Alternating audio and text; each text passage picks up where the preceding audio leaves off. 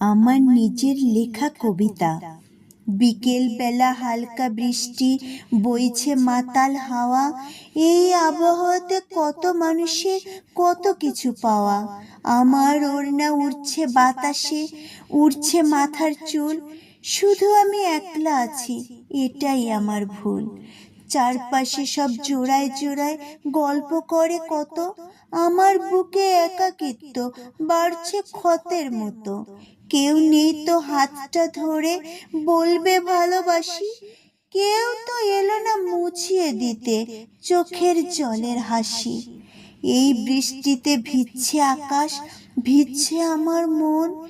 খুঁজছি আমি পাগল হয়ে আমার আপনজন।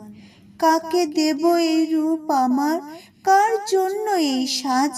কেউ কি নেই এই দুনিয়ায়, আসবে যে মোর আজ? আমার চোখের মেঘলা আকাশ দেখবে এসে কে? একলা থাকার এই যে কষ্ট, বুঝবে বলো কে? এসো না রে কেউ হাতটা ধরে, বাঁচাও আমায় এসে। হারিয়ে যাব দুজন মিলে মেঘের দেশে ভেসে।